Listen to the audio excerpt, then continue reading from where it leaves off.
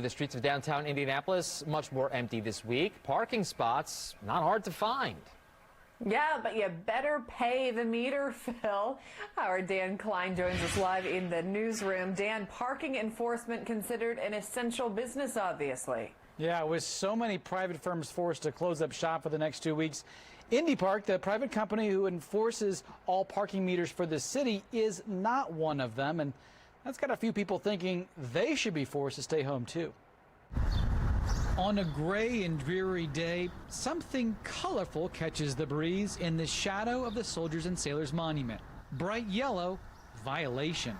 And here on North Meridian, there's not just one, but three in short succession. Not very happy. Well, it is frustrating, and it's another expense that I don't need right now, that's for sure. That's not all. Two more on West Washington and another on South Meridian, even though there are plenty of spaces to be had. Evidently, parking meter maids are essential businesses, although I didn't see them in the governor's order. Bruce Whitaker, an essential worker who came out to a ticket, isn't sure either. $20 fine. I could see that in certain areas, you know, around hospitals or nursing homes or an emergency situation, but here in an office building that's shut down, no. Perhaps that's not a surprise to hear from those ticketed, but the idea that the order to shut down so many businesses and require everyone to stay at home unless absolutely necessary does not include parking tickets gets a divided response from friends who don't have anything to lose. As far as essential business workers go, I don't think that's essential to be doing. I think if every rule changed now that we're experiencing a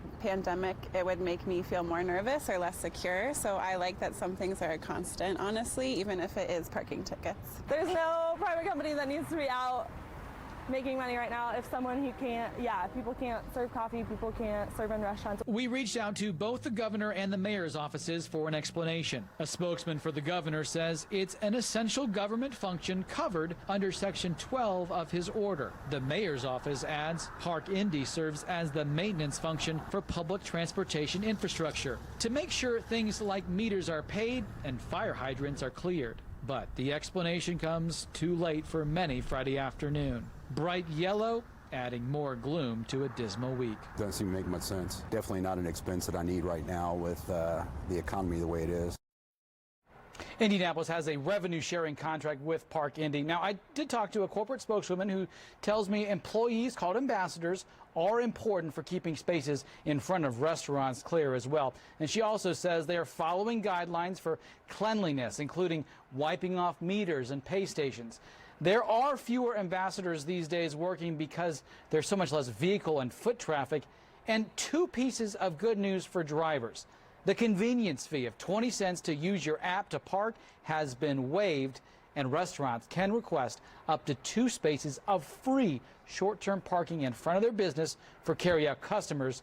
Those meters will have a bag over them. Bill? All right, Dan, thank you very much.